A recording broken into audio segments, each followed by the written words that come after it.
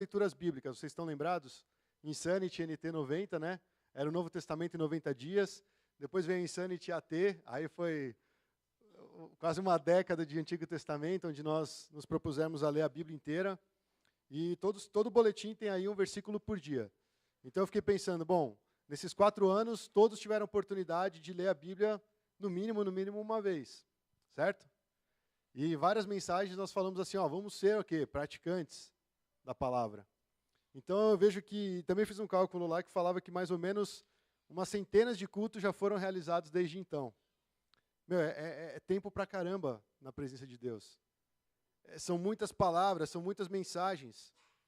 E se a gente chegou até aqui, a gente não para e fala assim, Deus, o que de fato eu estar num culto muda a minha vida? O que de fato eu estar com meus irmãos tem transformado ou impactado a minha vida? Né? Porque senão a gente está ouvindo, chega em casa, esquece, não aplica, e isso se torna o quê? Algo complicado, porque a gente não coloca em prática a palavra da verdade. E eu quero começar esse culto com o trecho final que nós lemos no culto passado, não sei se alguém lembra, se alguém anotou. Sandrão, hein? Vai ganhar um bombonzinho aí depois. Tiago 1:22. Agora, quem lembra o que fala em Tiago 1:22? A esposa lembra, né? Complicar, né, a situação. Ser praticante, exatamente. Exato. Mas é interessante, sejam praticantes da palavra e não apenas ouvintes. Aí todo mundo, amém. Guardei essa mensagem. Guardou, Tiago? Nem guardou referência. Tiago 1:22. Aí ele fala assim, enganando-se a si mesmo. Se a gente vem para a casa de Deus, se a gente pega a Bíblia e só ouve a palavra, mas não pratica, nós estamos nos enganando. Cara, andar enganado nesse mundo é perigoso demais. Várias pessoas desviam da fé por conta dos enganos. Satanás, ele quer semear na nossa mente mentiras. E a verdade vem para combater. Eu nem anotei isso aqui, mas aí eu vou, sei lá, Deus vai me trazendo algumas ideias. Eu gosto de compartilhar com a igreja, assim, ao vivo, né? Tempo real. E eu fico pensando, né? Quando a gente fala da armadura de Deus, as pessoas pensam no capacete, pensam na couraça, no cinturão, na sandalinha, no escudo, na espada. Mas, cara, isso aí não é o mais importante. O mais importante é o que cada coisa disso representa. É a salvação, é a justiça de Deus nos revestindo, é a verdade que nós estamos, meio que nós envolvemos a verdade em nós. E assim vai, todas as peças, né, da armadura. Não guarda a armadura, guarda o que cada peça representa, porque isso é a verdade. Então, quando a nossa mente está revestida com aquela consciência, aquela certeza da salvação, as mentiras de Satanás, elas não conseguem penetrar a nossa mente. Mas se a gente ficar vacilando, e tira o capacete, né, vamos dizer assim, esquece que você está salvo, que você tem uma bênção especial de Deus, começa a andar de uma forma incoerente. Então, terminando aquela pregação com esse versículo, era para marcar mesmo a nossa vida. Vamos ser praticantes e não apenas ouvintes. Sabe o que acontece com o ouvinte? Quando eu estava na escola, eu era um bom ouvinte dos professores. E eu anotava tudo. Até no seminário era assim, o professor, o que ele falava, às vezes eu conseguia, palavra por palavra, anotar. E aí o pessoal sempre vinha pedir meu material para estudar. E às vezes os caras iam melhor que eu. Porque, eu estava ouvindo, anotando, mas eu não conseguia reter muita coisa. Foi uma estratégia que eu tive que, talvez se eu voltasse atrás, eu pudesse repensar essa estratégia. Porque não me foi muito útil para absorver os ensinos, mas para registrar. Eu poderia ser um copista lá no Antigo Testamento, né? Ficar copiando a Bíblia. Então, assim, às vezes a gente fica saturado de informação. E o problema é que as palavras de Deus, elas não têm que parar no nosso intelecto. Ela tem que vir entrar na nossa vida. A palavra de Deus, ela tem a função de transformar o nosso ser. E aí eu falei, centenas de cultos. Talvez você bateu o cartão em todos. Talvez você faltou em alguns. Mas será que teve algum culto especial que Deus falou com você, que Ele te marcou? Que você saiu daqui falando, eu preciso andar com Jesus. Eu preciso mudar de vida. Eu preciso mudar minha forma de ser e de pensar. É isso que a palavra faz. Não é só confrontar e falar, eu errei, é verdade. Eu vou chegar em casa, peço perdão e continuo minha vida. Não, transformação, irmãos. Quando nós falamos sobre mudar a forma de pensar, não nos deixar moldar pelos padrões do mundo, mas, né, que a nossa mente fosse transformada, para conhecer a boa e agradável, perfeita vontade de Deus, isso está falando de uma mudança real, uma transformação que ocorre aqui dentro. Ou melhor, aqui dentro, né, nós vimos que mente e coração é basicamente a mesma coisa. Para Deus é a mesma coisa, é o nosso centro. O que está dentro de você hoje? O que tem dentro de você? O que te move? Quais são os seus valores? Quais são as suas motivações? O que você gostaria de estar fazendo nesse momento? E aí começa a fazer sentido a nossa vida. Você entende o que é um culto ao Senhor, você entende que a sua vida é uma vida de adoração, e essa adoração extrapola o tempo dominical, que é muito pouco. E às vezes é enfadonho para alguns, né? Não é verdade? Ontem nós estávamos conversando, né? Nós tivemos um tempo para fazer a despedida da Vivi, não chorem, ainda ela não vai, mas talvez hoje seja a última oportunidade que ela teve de ministrar para nós. Então, quem aproveitou, aproveitou. Quem não aproveitou, você pode comprar uma passagem até a Noruega, não vai ficar muito barato, mas... Ou então transmite ao vivo, né? Hoje em dia está fácil. E também comemoramos o aniversário da Dani, e nós estávamos conversando com alguns irmãos a respeito dessas coisas. Do quanto a palavra de Deus, ela pode impactar a nossa vida. E o quanto a gente talvez já não absorve aquilo com tanta empolgação, com tanto ânimo, com tanta alegria. A palavra de Deus, ela nutre a nossa alma, ela é alimento, ela é o pão, é a água que vai fluir do nosso interior, é o Espírito Santo agindo para que essa palavra faça efeito e limpa a nossa vida, né? Então a pergunta é, nossas vidas têm sido transformadas? O único que pode transformar a sua vida e a minha vida é Jesus. É o único. E se a gente ouve as palavras dele apenas como ouvinte e vai embora, é como aqueles lá que ouviam as parábolas e não entendiam. Por que Jesus falava por parábolas? Tem algumas respostas na Bíblia, né? Você pode pesquisar depois em casa. Mas Jesus, mesmo que se ele fosse a coisa mais direta do mundo, assim, a informação mais direta, ainda assim iam ter corações que não iam receber essa mensagem. Corações que iam repelir essa mensagem. E a gente sabe que a Bíblia fala sobre isso, porque as obras são más. E a gente não quer ir até a luz para que a gente seja o quê? Julgado por essa luz. Para que as coisas sejam trazidas à tona. Mas Deus quer isso, Deus quer limpar o nosso coração. Deus quer transformar não só a sua vida, mas a vida da sua família, a vida da sociedade. E aí nós vamos entrar nesse tema sobre a mordomia do reino ainda, mas nesse ponto um viés muito interessante, que é servindo na nossa geração, sermos mordomos dessa geração. Eu fiquei sabendo que teve um cara que se converteu a partir de ouvir a genealogia. Quem gosta de ler genealogia na Bíblia? Quem já decorou as genealogias da Bíblia? Cara, é nome atrás de nome, fulano tinha tantos anos, deu filhos e filhas, e aí depois disso ele viveu tantos anos e morreu, foi sepultado, e o seu filho tal, viveu tantos anos, e assim vai. E o cara estava falando sobre a genealogia, lendo que o cara veio, nasceu, viveu, morreu, e aí veio outro, nasceu, viveu, morreu, e esse cara se converteu porque ele falou, mano, um dia eu vou morrer. Ele se deu conta naquele momento, naquela pregação, que um dia ele vai morrer, ele vai passar.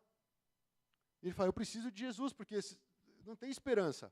Uma hora ou outra, eu posso viver como eu quiser nessa terra, mas uma hora ou outra eu vou enfrentar a morte. E aí o que a gente falou hoje aqui nesse último cântico, né? Cadê a morte? Para quem crê em Cristo, para quem anda com Jesus, a morte não tem mais poder. Mas para quem não tem Jesus, é terrível. Então, irmãos, a palavra ela vem nos dar esperança, ela vem nos dar certeza, ela vem transformar a nossa vida e ela vem nos dar garantia de que nós temos várias promessas para a gente abraçar para a nossa vida. E nós queremos falar como nós podemos ser bons mordomos no nosso tempo, na nossa geração. Você já parou para pensar isso? Quando a gente é jovem, a gente quer mudar o mundo. Às vezes você abraça algum projeto, às vezes você monta, sei lá, junta alguns amigos e vai tentar fazer algo no seu bairro. Sei lá, os jovens sonham muito, né? Mas a gente vai ficando velho, a gente vai ficando meio idiota, vai ficando meio paradão, com medo de tudo, parece que não se lança mais naquela fé, e Deus é o mesmo. Os jovens aí, mano, vocês têm muito vigor, muita força, tem que botar para quebrar no reino. E quando eu falo jovens, talvez você fale assim, mas eu já passei da idade. Não, nós vemos o exemplo de quem? De Caleb. Caleb tinha 85, se eu não me engano, 85 anos, ele falou, eu tenho tanta empolgação quanto eu tinha 40 anos atrás. Quando eu entrei para ver a terra, vi que a terra era boa, Mas um monte de gente começou a negligenciar a palavra de Deus. E nós não entramos naquela terra. Eu fiquei esperando 40 anos, mas estou firme. Deus tem uma promessa. Deus tem um reino. Deus está agindo. O que você faz com a sua juventude? Você joga lá na descarga e pum. É isso que você faz com a sua juventude? Você vai ser cobrado por isso diante de Deus. Todos nós seremos cobrados pelo que nós estamos fazendo com a nossa vida. E, irmãos, Jesus está assim, vamos lá, igreja, vamos. Igreja gloriosa, né? Tem um propósito. Transforme, impacte essa nação. Seja um agente transformador. E é algo que não é assim, nossa, eu vou me esforçar e agora eu vou ser um agente transformador. É simplesmente você se revestir do Espírito Santo e ser direcionado por Ele para fazer a obra dEle. E Deus quer encher cada um aqui, porque Deus tem um propósito para cada um aqui. E tem um versículo-chave que nós vamos ler mais para frente, mas eu deixei para o ponto 2. Mas aqui é fundamental a gente fazer uma releitura de uma pregação que eu fiz há uns tempos atrás, que falava sobre os pensamentos, e no final a gente via que isso afetava o quê? O nosso destino. Porque o que a gente pensa, a gente fala, o que a gente fala se torna uma ação, as ações se tornam hábitos, hábitos se tornam parte do nosso caráter, e o nosso caráter mostra para onde nós estamos indo. Ainda essa pergunta fica valendo. Para onde você está indo? Para onde eu estou indo? Para onde nós estamos indo? Cara, é num piscar de olhos que a vida passa. A gente vê o salmista, a gente vê no Sermão do Monte, a vida é como se fosse uma plantinha ali, daqui a pouco ela já sopra e vai embora. E aí tem o famoso lema, né, que existe até hoje, do tal Carpe Diem, vamos curtir, vamos desfrutar da vida. Mas a vida não foi feita para desfrutar nesse sentido que é desfrutada. É para ser desfrutada sim, porque a vida é um dom de Deus. É maravilhoso poder viver, amém? Vocês acham maravilhoso poder viver? Você está respirando? Cara, eu sou um cara assim, não sei, talvez seja, eu vou pesar para os homens, né? Talvez os homens sejam assim, as mulheres ficam doentes, elas vão lá, lavam louça, se trocam, levam o filho na escola, faz supermercado, faz tudo. O homem, quando está doente, pode ser uma gripe, uma dor de cabeça. Ah, eu vou morrer, é meu último dia na terra, não consigo nem levantar para pegar um copo d'água. Não sei se as mães mimaram muito, né? Eu confesso que eu sou um pouco assim, tipo, eu sou meio dramalhão quando eu estou doente. Mas eu vejo que... Hã? As esposas entregando os maridos. Mas é assim, o que eu quero dizer é bom você poder acordar e ter vigor, você sair andando na rua, você ir comprar um pão, você vir até a igreja. O Davi vinha de bicicleta, né? O cara andava 40, 50 quilômetros, depois vinha assistir o culto ainda. É bom isso. Nós temos vida, temos que celebrar a vida. Mas, ao mesmo tempo, irmãos, nós estamos aqui com um propósito, nós estamos aqui com uma missão. Já pensou, você tem um chefe, ele fala assim, você precisa bater essa meta até o final do ano, senão você vai ser demitido. O que você faz? Você cruza os braços e fica lá, olhando para o teto? Não. Você se esforça. Você quer fazer valer a pena, você quer ser reconhecido, você quer deixar uma marca, você quer mostrar que valeu a pena o cara te contratar, que vale a pena você estar nessa empresa. Você dá um gás absurdo. Você dedica a sua vida, o seu tempo naquele lugar. Que talvez, virando o ano, ele pode te mandar embora. E no reino de Deus, parece que a gente fala, Deus, o Senhor entende, né, o que eu estou passando. Você sabe como é que está a situação. Estamos em crise, Deus. Que Deus é esse? Qual Deus nós temos servido, irmãos? Deus ama os seus filhos. Deus, Ele realmente nos ama. Mas eu acho que é tanto amor que Ele também não deixa a gente passar ileso por algumas coisas. Porque Deus também quer nos disciplinar em muitas áreas. E eu queria trabalhar essa questão usando um texto lá de Juízes. As gerações e os propósitos de Deus. Irmãos, esse trecho, ele é um trecho que nós vamos ler de Juízes. E Juízes, para quem não sabe, ele se situa logo depois de Josué. Quem era Josué? Josué é um cara que sucedeu Moisés. E Moisés era basicamente o cara, a chave do povo de Israel. Era por conta de Moisés que o povo entendeu que Deus tirou eles do Egito, e era ele que estava conduzindo o povo, ele instruiu o povo, ele era aquele que era o legislador, ele criava as leis, ele organizava o povo, ele direcionava o povo na luta. Moisés era o cara para o povo judeu. De repente, Moisés vai morrer e ele tem que deixar o quê? Um sucessor. E esse sucessor é Josué. Só que Josué ele não aparece do nada da história. Josué já vinha acompanhando Moisés. Se vocês pararem para prestar atenção, quando Moisés entrava na tenda para falar com Deus, Josué permanecia na porta. Então Josué já estava ligado no movimento, já sabia, Moisés anda com Deus, eu quero aprender a andar com Deus, eu vou colar nesse cara. Né? E ele com certeza foi aprendendo muitas coisas. E chegou um momento que o próprio Deus falou, separa para mim Josué, porque ele é que vai liderar o povo para entrar na terra prometida e conquistar todas as terras. Josué era um jovem, não sei, mas ele já estava se preparando para isso. E de repente Josué vai lá e toma posse das terras, e tem um monte de luta, um monte de batalha, ele aprende com os erros do povo, ele consegue o respeito do povo, e aí passa a vida de Josué. E quem sucede Josué? Quem que ele preparou para assumir o lugar dele? A Bíblia fala assim, juízes, né? Começou a aparecer um gato pingado ali, outro ali, mas o povo já não tinha o mesmo coração. E nós vamos ler esse trecho para nos mostrar de que forma acontece essa sucessão de geração para geração. Porque nós estamos falando de ser bons mordomos no nosso tempo, na nossa geração. E o que você está preparando para a próxima geração que está vindo aí? E mesmo que você não faça nada, a próxima geração está nos observando. Às vezes a gente despreza, né? Eu vejo aqui, Tiaguinho, Luquinhas, essa molecada aí está esperto com o que a gente está fazendo, como a gente está vivendo. Você olha assim, é criança, eles são mais espertos que a gente, né, Tiaguinho? Vamos ler então esse trecho, que fala o seguinte, o povo prestou culto ao Senhor durante toda a vida de Josué, e dos líderes que continuaram vivos depois de Josué, e que tinham visto todos os grandes feitos que o Senhor realizara em favor de Israel. Presta atenção, o povo cultuava ao Senhor enquanto eles estavam vivos. Porque essa turma toda, eles conheceram, eles viram os grandes feitos que o Senhor estava realizando em favor de Israel. Eles tinham uma experiência viva com Deus. E Josué, filho de Num, servo do Senhor, morreu com a idade de 110 anos e foi sepultado na terra de sua herança. Aí eu não vou ler esse nome que eu não sei pronunciar, mas, enfim, está na tela para você interpretar. E nos montes de Efraim, ao norte do Monte Gaás. E depois que toda aquela geração foi reunida a seus antepassados, ou seja, depois que toda aquela geração morreu, surgiu uma nova geração que não conhecia o Senhor e o que ele havia feito por Israel. Olha que interessante. Quando Moisés estava agindo, ele estava cuidando do povo, sendo pastor daquele rebanho todo, Josué estava aprendendo com ele. Caleb provavelmente estava aprendendo com esse senhor também, né?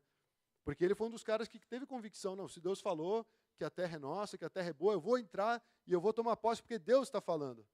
Mas assim não era com a maioria. A maioria não conhecia esse Deus.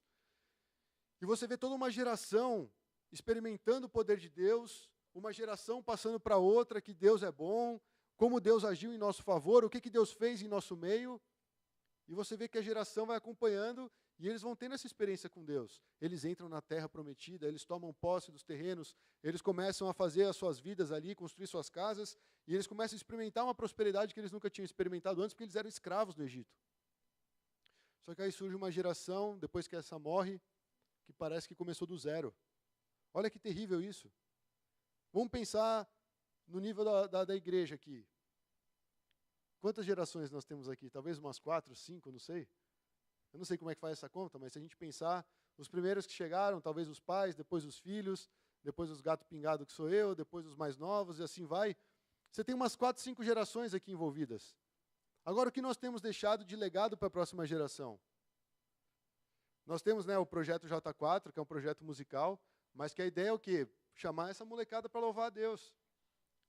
Sair um pouco do videogame, sair um pouco do oba-oba da turminha da escola, se envolver com as coisas do Senhor, não se trancar na igreja, mas entender, eu posso ser um adorador, eu posso viver a minha vida para Deus, eu não preciso me envolver nessas coisas, achando que eu preciso fazer algo para ser aceito. O Senhor já me aceitou, eu sei quem eu sou em Deus, eu sou filho de Deus, Deus me deu dons, Deus me deu capacitação, Deus quer que eu abençoe a igreja, Deus quer que eu edifique o meu próximo. E aí você começa a mudar a mentalidade dos jovens. Agora pensa assim, tem igreja que é assim, irmãos. O cara chegou lá, os 20 anos, todo mundo 20 anos, cresceram, fizeram toda a organização da igreja, a igreja cresceu forte, saudável e tal. Esses caras chegam e ficam com 80. E eles não deixam a molecada fazer a parte deles. Eles querem mandar em tudo. Não, nós sabemos como é que funciona. Imagina se Moisés tivesse feito isso. Não, Josué, você é moleque, sai daqui. Você não entende essas coisas. Não ia ter sucessor de Moisés. E isso acontece na história da igreja, irmãos. Por isso que Jesus, ele nos deu o quê? Uma missão, que é o quê? Ide e fazer discípulos. Isso é discipulado. Saiba ou não, você está sendo um discipulador. As pessoas estão olhando a sua vida e aprendendo com você. E o problema é o que nós estamos ensinando, transmitindo com a nossa vida. Isso é muito claro. E eu cheguei a uma conclusão. Não é uma acusação, tá, irmãos? Mas é uma constatação por várias igrejas que eu conheço e que eu tenho observado. Muitas vezes, os jovens abandonam os caminhos do Senhor porque eles não encontram coerência dentro da igreja. Eles não encontram coerência dentro do lar. Nós temos histórias de, pais que eram pastores, diáconos, presbíteros, e viviam de formas diferentes, tanto em casa quanto na igreja. Eram pessoas diferentes. Então, como é que uma criança, olhando aquela situação, consegue juntar isso na sua mente? Pô, meu pai e minha mãe na igreja, eles são assim, só que em casa eles são assim. Nossa, Deus não faz nada na minha casa, então o que eu vou servir esse Deus? E ele sai fora. Essa é uma das causas. E o maior exemplo disso é o pastor Beong. Ele falou que ele odiava ir na igreja, porque ele via muita falsidade. Só que assim, ele estava olhando o aspecto humano. Hoje o Beong ama a igreja. Ele sai lá de Hong Kong e ele vem no Brasil inteiro, passando por vários estados, para abençoar a vida de pastores que caminham sozinhos, que têm o fardo nas costas que ninguém consegue entender, ninguém consegue compartilhar com ele. E o Beong faz esse trabalho porque ele ama a igreja. Ele conseguiu enxergar a igreja na ótica de Jesus. Mas quando ele era moleque, ele via e falava, mano, não tem coerência. Tinha um caso de um pastor que estava em adultério, e todo mundo via aquilo, ninguém falava nada, e ele, como, imagina o Lucas, né? Vem falar, não, esse cara está em adultério. Aí os caras, cala a boca, você é jovem, você não sabe nada. Não, mas a Bíblia fala que não pode, ele está num cargo de liderança. Cala a boca, você é jovem, você não sabe nada, cara. Fica quietinho aí. É isso que acontece. Então existe esse buraco entre as gerações. E o que Jesus espera dos seus discípulos? Aqueles 12, não ficaram só os 12 lá, né, só no bem bom, no compartilhar o pão. Nossa, Pedro, nós estamos caminhando junto, está muito gostoso aqui. Eles foram pelo mundo inteiro pregar o evangelho. Eles foram passar o bastão para uma outra geração. E a partir deles vieram 300, 500, 3.000, 5.000, e a igreja foi crescendo, e a igreja saiu daquela área de Jerusalém, espalhou pelo mundo inteiro. Hoje nós somos discípulos porque eles discipularam alguém. E aí eu vou falar, agora eu vou defender a geração mais velha, né? Porque parece que eu só estou criticando. A geração mais velha, muitas vezes, chega a orar por nós, como a gente nem imagina. Os nossos pais, às vezes a gente com a nossa cabecinha, né, achando que a gente pode conquistar o mundo inteiro, a gente sai por aí fazendo um monte de coisa, e os nossos pais ficam orando, preocupados, entregando a gente na mão de Deus, falando, o que vai ser desse moleque, Jesus? Põe a mão nele, né? Dá uma apertada nele para ele entender que a vida não é assim, do jeito que ele pensa. E é isso, irmãos. Isso é família. Isso é igreja. A igreja, ela não é o templo. A gente sabe isso, todo mundo sabe. Se eu perguntar e falar, o que é igreja? Ninguém vai falar esse prédio. Se você falar isso, pelo amor de Deus, volta lá, faz a escola dominical de novo, se batiza de novo, conhece Jesus, começa a ler a Bíblia, porque a igreja não é prédio. A igreja são as pessoas. E quando a gente fala de edificar a igreja, nós estamos falando de edificar pessoas. Se você não deixa algo para a próxima geração, se você não se preocupa com o seu próximo, nós não estamos sendo igreja. A igreja vai virar um clube, a igreja vai virar qualquer coisa, menos igreja. E cada um que está aqui, fazendo parte ou não da Pão da Vida, você é importante no reino de Deus. Deus te fez único. Só existe um Alberto, olha que legal, quer dizer, tem vários Albertos, né? Mas o Alberto, esse que está aqui na frente, só na minha família tem 3 Albertos, é verdade. Mas só existe um. E eu fico pensando, se eu recusar fazer aquilo que foi proposto na minha geração, o que eu estou fazendo? Se eu não conhecer esse Deus que atuou na vida dos meus pais, que atuou na vida dos meus avós. Talvez, aos nossos olhos, não tenham sido boas histórias. Eu sou de pais separados. Mas hoje, conversando com a minha mãe, assim, ela falando várias coisas a respeito de Deus, eu falo assim, mano, é impossível olhar para ela e falar, Deus não está com ela. Sabe, a vida que ela tem de proximidade com Cristo. E eu aprendo com ela. Talvez não temos a família mais estruturada e harmônica do mundo, mas ela anda com Deus. Eu aprendi a andar com Deus por conta dela, por causa de vários irmãos, por causa da liderança, dos pastores, dos meus amigos. Quando eu cheguei na POM, eu não sabia nada de Deus, eu não sabia nem ler a Bíblia. E eu comecei a observar alguns caras da minha idade. Esse cara aí ama Jesus. Esse cara fala diferente. Esse cara, quando está cantando, ele tem uma alegria dentro dele. Por que eu não tenho isso? Aí você faz o quê? Discipulado, né? Um discipulado, como é que fala? Não cara a cara, assim. Você vai aprendendo de longe, né? Só observando. E é o que eu falo, os mais jovens estão olhando a gente. Talvez eles olhem e falem, mano, eu não quero ser isso nem a pau, porque esse cara aí é todo atribulado, né? É assim que você olha, Lucas? Às vezes eu olho para os... Eu falei brincando ontem com o Eliseu, você tem que se preparar, você é o próximo pastor, né, Eliseu? Fica esperto aí. Não, você tá louco, mano, não sei o quê. Calma, mano, Deus tem uma obra na tua vida. Você acha que eu escolhi ser pastor um dia? Eu falei, vou ser pastor. Eu acordei, não, vou ser pastor, é mó legal. Não, não é não, mano. Deus chama, e quando Deus chama, não tem jeito. Aí depois entra no estreito. Mas é bom, Deus tem um chamado para cada um aqui, amém? E nós podemos e devemos servir a nossa geração, porque esse tempo vai passar. O pastor David uma vez compartilhou, né? Quando eu for velhinho, assim, eu quero estar lá na mesa, meus netos ao redor, eu ensinando a palavra de Deus para eles. Eu já não tenho essa visão, talvez até tive em algum momento, mas, eu penso até quando eu tiver as minhas últimas palavras saindo da boca, eu quero falar da palavra de Deus. Seja para os meus filhos, seja para qualquer estranho, eu quero continuar falando da palavra de Deus. E eu oro, Deus, me dá saúde, me dá vigor para eu chegar lá velhinho, dando bom testemunho, né? Porque chegar velho a gente chega, agora o problema é como a gente chega, né? Então aí os israelitas começaram a fazer o que o Senhor reprova e prestaram culto aos Baalins. Eles começaram a idolatrar, eles começaram a adorar outros deuses, eles começaram a recorrer a outras entidades. Eles abandonaram o Senhor, o Deus dos seus antepassados, que os havia tirado do Egito, e seguiram e adoraram vários deuses do povo ao seu redor, provocando a ira do Senhor. Eles abandonaram o Senhor e prestaram culto a Baal e aos postes sagrados. E a ira do Senhor se acendeu contra Israel. E olha o que aconteceu. E ele os entregou nas mãos de invasores que os saquearam. Ele os entregou aos inimigos ao seu redor, aos quais já não conseguiam resistir. E sempre que os israelitas saíam para a batalha, a mão do Senhor era contra eles, para derrotá-los, conforme lhes havia advertido e jurado. Deus é mau? Deus é o responsável? Lembra que eu falei das duas coisas que aconteceram? Deus dividiu o povo e falou, vocês sobem nesse monte, proclama a bênção. Vocês sobem nesse monte, proclama a maldição. E todo mundo ouviu, todo mundo foi testemunha. E Josué falou assim, vocês vão servir a Deus? Eu e minha casa serviremos ao Senhor. Mas vocês querem servir a Deus? Sim, nós queremos. Ele falou, não, vocês não vão conseguir servir a Deus. Não, nós queremos. Vocês não vão conseguir servir a Deus. Porque se vocês servirem a Deus e não obedecerem aos seus mandamentos, e não amarem Ele de todo o coração, vai acontecer um monte de desgraça. Não, mas nós prometemos. E realmente, aquela geração, ela assumiu um papel importante. Ela falou, eu vou buscar o Senhor. E a gente acabou de ler que enquanto aquela geração viveu, o povo estava próximo de Deus. Mas quando aquela geração morreu, a nova geração começou a viver as maldições, as consequências de andar longe de Deus. Não é que Deus pesou a mão no cara, o cara ficou doente, o cara passou por aquilo. Não, é uma consequência das escolhas, do pecado.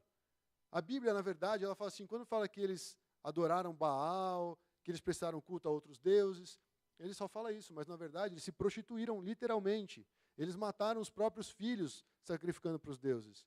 E você olha Deus vendo essa beleza toda, ele vai fazer o quê? Vai aplaudir? Não. Deus vem julgar o povo. Fala, o que vocês estão fazendo? Eu nunca mandei vocês fazerem isso. Tem um dia que Deus fica bravo, ele fala assim, eu nunca mandei vocês sacrificarem o filho de vocês. Esse filho não é teu, é meu. Ele me pertence. Por isso que ele fala, faça a circuncisão, né? Que é uma marca de que ele pertence a Deus. Isso para o povo judeu, calma aí. O cara já ficou suando frio na carteira aí, né? Então ele falou, grande angústia os dominava. Então o Senhor levantou juízes, olha aí quem veio governar o povo, juízes, que os libertaram das mãos daqueles que os atacavam. Opa. E mesmo assim, eles não quiseram ouvir os juízes, e antes se prostituíram com outros deuses e os adoraram. E ao contrário de seus antepassados, logo se desviaram do caminho pelo qual os seus antepassados tinham andado. O caminho da obediência aos mandamentos do Senhor, da palavra de Deus, daquilo que é vontade de Deus. Eles se desviaram deste caminho da obediência aos mandamentos do Senhor. E sempre que o Senhor lhes levantava um juiz, ele estava com o juiz e o salvava das mãos de seus inimigos enquanto esse juiz vivia. Pois o Senhor tinha misericórdia por causa dos gemidos deles diante daqueles que os oprimiam e os afligiam. Ainda assim, Deus ele tinha uma compaixão do seu povo. Era igual no Egito, o povo estava lá sofrendo, e eles começavam a clamar: Deus, quando é que nós vamos ser libertos disso? Quando que essa situação na minha vida vai acabar, Senhor? E Deus ia lá e libertava o povo. Mas mal acabava de libertar, eles já voltavam a fazer as mesmas coisas, olha lá. Mas quando o juiz morria, o povo voltava aos seus caminhos ainda piores do que os caminhos dos seus antepassados, seguindo outros deuses, prestando-lhe culto e adorando-os. E recusavam-se a abandonar suas práticas e seu caminho obstinado. Quero parar aqui, irmãos, e fazer uma reflexão. Você tem dificuldade de abandonar algumas práticas que você sabe que é repugnante ao Senhor? Você segue um caminho de forma obstinada? O que é forma obstinada? Meu, não vai aí, você vai. Mano, não vai ali, e você volta aí. Cara, não faça isso, vai lá e faz. Isso é obstinado, é teimoso. Um coração duro. Um coração que já está insensível para a voz de Deus. Isso é muito sério, irmãos. Isso aqui pode matar uma geração. Foi isso que aconteceu com essa geração. Um coração duro, que não ouvia mais a Deus. Um coração duro, que não mais se sensibilizava com as palavras de Deus. E eles foram derrotados pelos inimigos. Eles sofreram na mão dos inimigos. Mas ainda assim o Senhor tinha compaixão. Mas ele não podia deixar de... Ele deveria punir o pecado do povo. Porque é um Deus justo, é um Deus santo. E ele tinha prometido, o que Deus promete, ele cumpre. E fala: por isso a ira do Senhor acendeu-se contra Israel, e ele disse: como este povo violou a aliança que fiz com os seus antepassados, e não tem ouvido a minha voz, não expulsarei diante deles nenhuma das nações que Josué deixou quando morreu. Eu as usarei para pôr Israel à prova, e ver se guardarão o caminho do Senhor, e se andarão nele, como fizeram seus antepassados. O Senhor havia permitido que essas nações permanecessem. Não as expulsou de imediato, e não as entregou nas mãos de Josué. Em outras palavras, ele usou o inimigo como um fator de disciplina para o povo. Falou: bom, se até aqui o povo não entendeu nada, deixa esses caras no meio dele. É tipo assim, é como se Davi não tivesse derrotado o Golias. O Golias continuava lá provocando o povo de Deus, ameaçando o povo de Deus. Quem que vai se levantar para derrubar Golias? Davi se levantou, mas por quê? Porque ele temia Deus, ele confiava em Deus, ele cria em Deus, ele tinha uma vida com Deus. E todo mundo com medo do gigante, mas ele falava assim: eu vou lá e vou enfrentar esse gigante, porque Deus está comigo. E esse cara não pode ficar afrontando o exército do Deus vivo. Davi era um cara diferente na sua geração. Nesse primeiro ponto, irmãos, eu quis trazer para a gente trabalhar essa ideia de como é de uma grande responsabilidade você passar o bastão para a próxima geração. Você deixar um legado. O seu exemplo de fé, o seu testemunho de vida. A gente fala testemunhar Cristo vivo, não é só lá para fora. É aqui dentro. É onde nós estivermos. Viver com Jesus todos os dias, todo momento. Na verdade, Deus não está se importando muito com a nossa atividade dentro da igreja. Ele está se importando como nós estamos vivendo todos os dias, todos os momentos. Lembra, a igreja são pessoas. Pessoas estão em todos os lugares. Quando você acordou hoje, domingo, e perguntaram: onde você está indo? Você falou o quê? Estou indo para a igreja. Não, você é igreja. Nós somos igreja. No carro para cá, tem 2 ou 3, ali é uma igreja. Ali já começa o culto, ali já começa a adoração ao Senhor. Vocês conseguem entender isso, irmãos? Muda alguma coisa para vocês ou continua a mesma coisa? Porque deveria mudar. Porque quando nós estamos reunidos, o Senhor está presente no nosso meio. E ali existe um potencial da igreja agir. Ali existe um potencial da igreja ser atuante. Não só no domingo, não só no culto, não só nesse templo. Amém?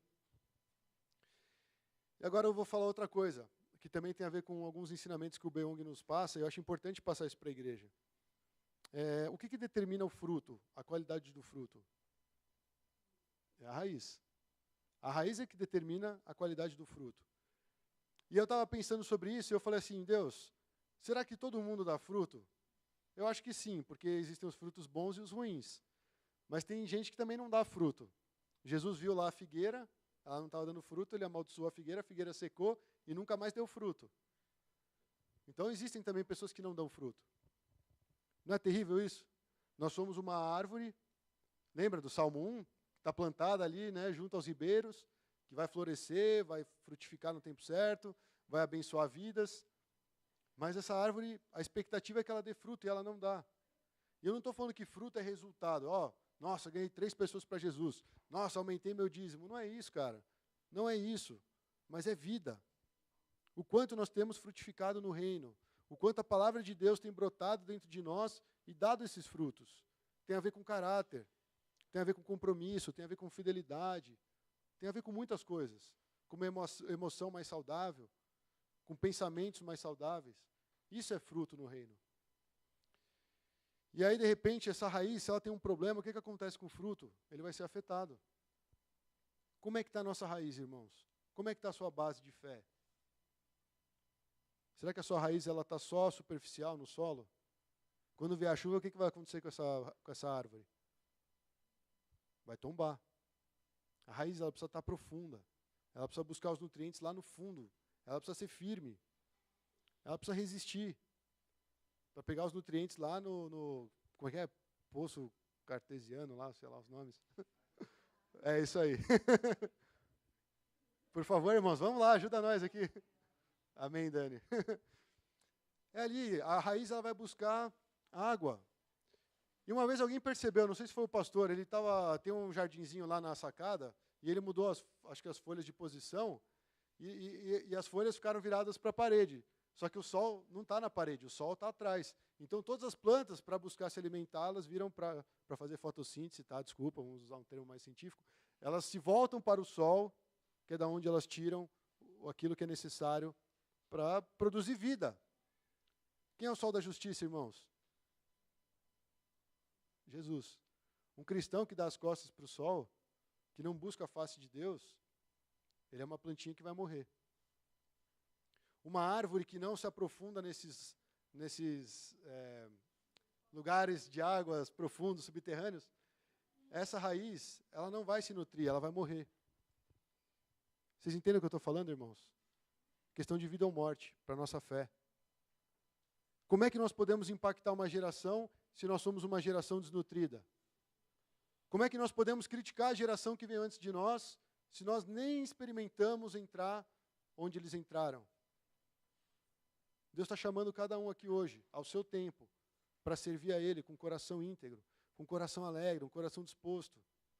Deus quer nos usar. O problema é como nós estamos. Cara, eu não me conformo. Davi era um teco de gente. E por que como é que eu sei isso? Porque ele foi vestir uma armadura e ficou ridículo. A armadura não coube nele.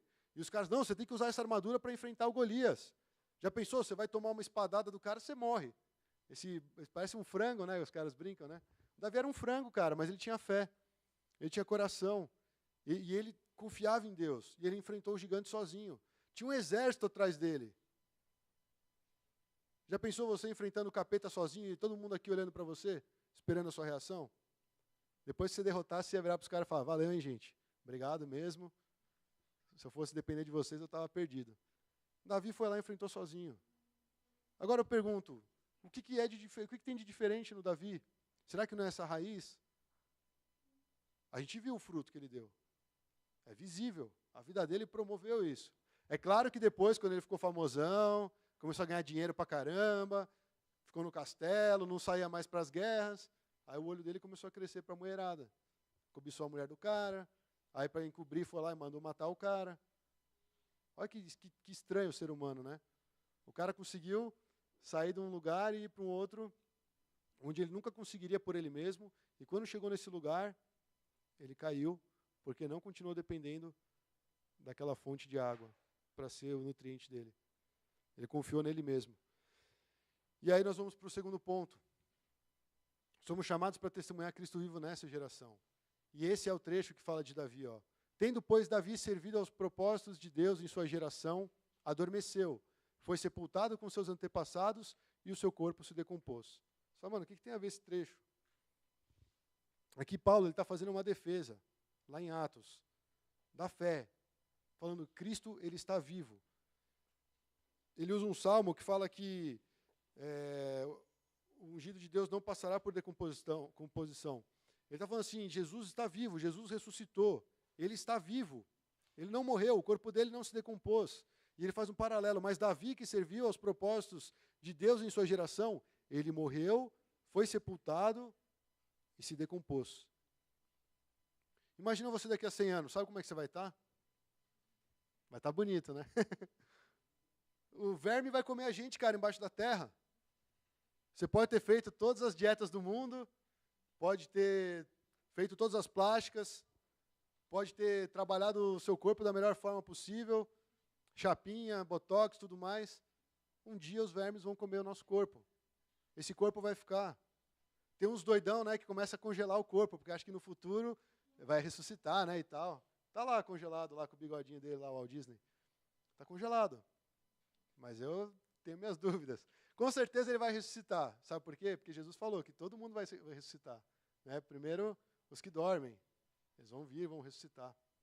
E vai acontecer a ressurreição. Mas no tempo da volta de Jesus. Mas enquanto isso, irmãos, essa vida aqui é passageira. Ela vai passar, o nosso corpo vai se decompor, nós vamos ser sepultados, todos que estão aqui. Olha que profecia, hein, irmãos.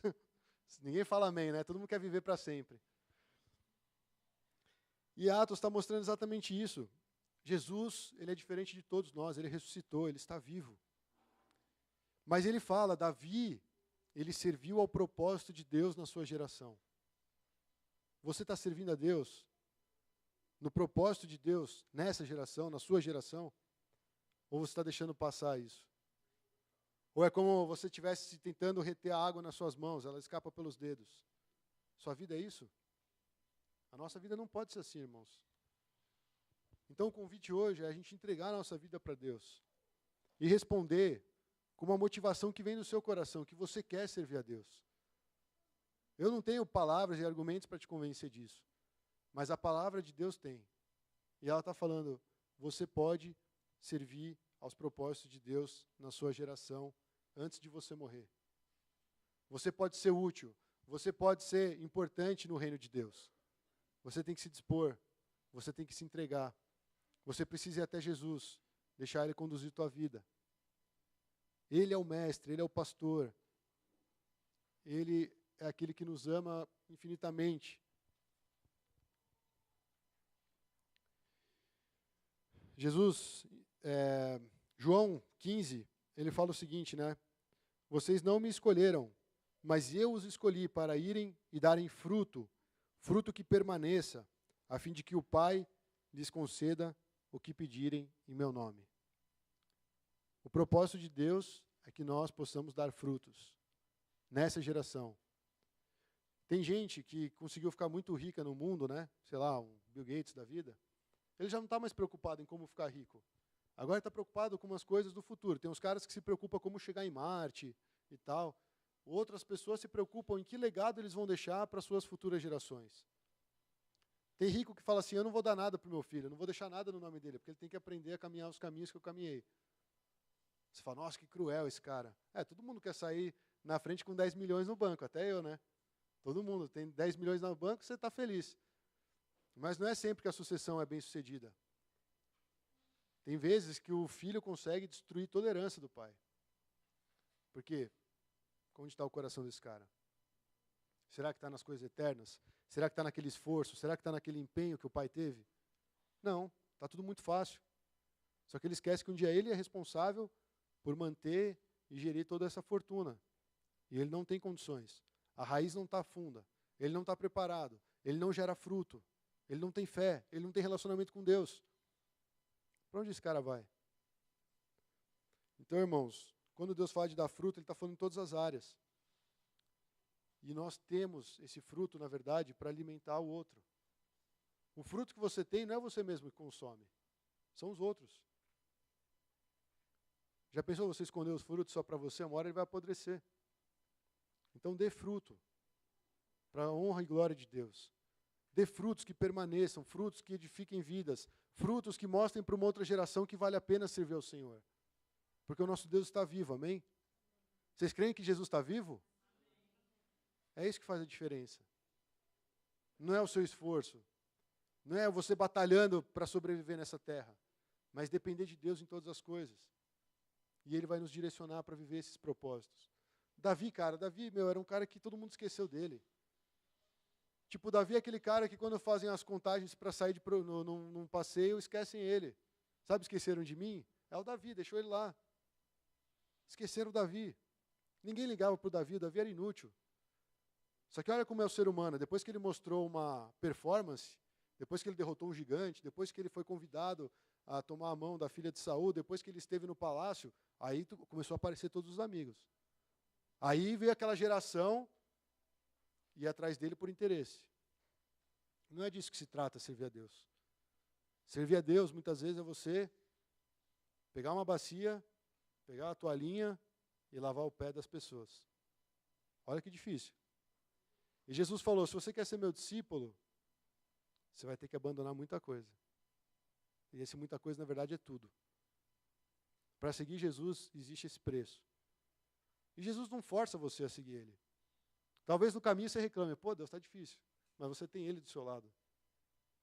Agora, para quem não quer, Ele não vai chegar até você e ficar te convencendo, por favor, vem me seguir, cara. Você só tem que abandonar tudo, mas eu tenho frutos para você de vida eterna.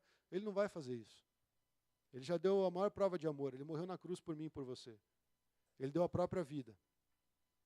Ele saiu lá do ladinho do Pai, lá no céu, na eternidade, e veio se meter nessa confusão que é o mundo, por amor a nós. E aí como é que nós vamos responder para Ele? Que resposta você vai dar hoje para Jesus? Será que você vai falar para Ele assim, Senhor, eu quero te servir na minha geração.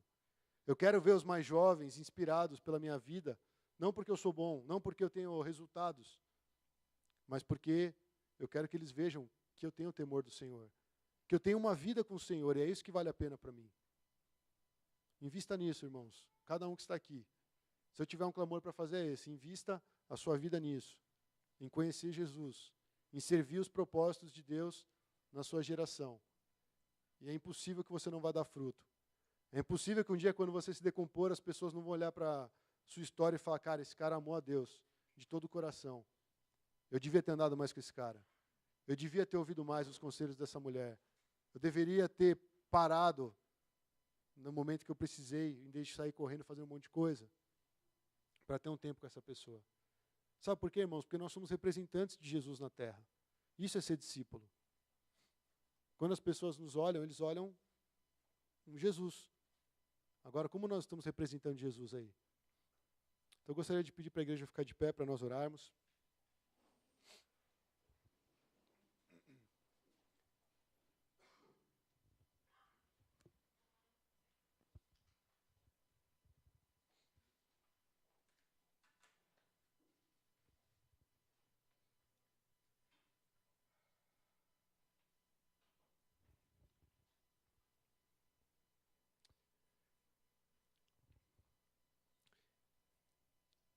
Nessa ministração, eu gostaria que você colocasse o coração diante de Deus, porque eu sei que no fundo todos querem servir ao Senhor. Mas provavelmente, talvez a gente tenha sido influenciado de uma forma negativa por alguém, por alguma pessoa, por alguma geração. Talvez algo tenha nos atrapalhado no caminhar até aqui. Isso precisa ser entregue na presença de Deus. Você precisa entregar isso para o Senhor. Porque senão a gente não vai conseguir viver nesse tempo para servir a Deus de todo o coração. Então que você comece a clamar ao Senhor e mostrar para Ele, de fato, você está a fim de servir a sua geração? Você é aquele que se dispõe a abrir mão da sua própria vida para edificar a vida de outros? Isso é o discipulado. Isso é viver para Cristo. Eu sei que muitos aqui querem. Não deixe a sua timidez te travar. Você está diante do Pai. Está diante de Jesus, o Rei dos Reis. E é um privilégio poder orar na presença dEle. É um privilégio poder clamar, falar, Senhor, eu quero te servir nessa geração. Eu quero que o Senhor venha, Deus, e transforme o meu coração a ponto de eu enxergar quais são os teus planos, enxergar quais são os seus propósitos, Senhor. Eu não quero deixar que essa vida vá acontecendo e que não tenha sentido, e que as coisas se repitam ano após ano. Senhor, nós queremos ver a Tua mão agindo poderosamente no Teu povo, Deus. Nós queremos orar, Senhor, para que cada jovem se levante com intensidade para Te servir. Nós queremos orar para que os nossos pais, Senhor, eles recebam essa bênção do Senhor de permanecerem firmes em Ti até aqui, Deus, porque eles são inspiração para nós.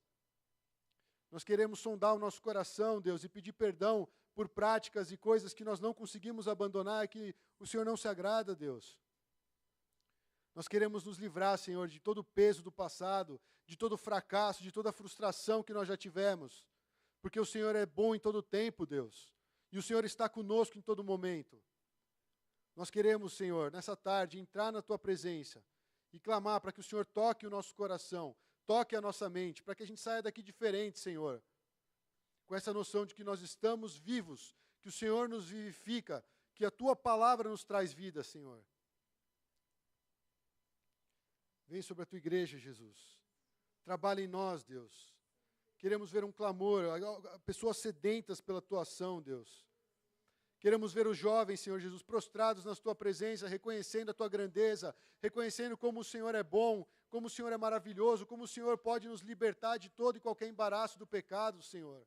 Nos libertar das mãos de Satanás, nos libertar de uma geração perversa, incrédula, Senhor. Traz fé ao nosso coração. Sem fé é impossível agradar ao Senhor. E o Senhor, com certeza, é galardoador daqueles que Te buscam.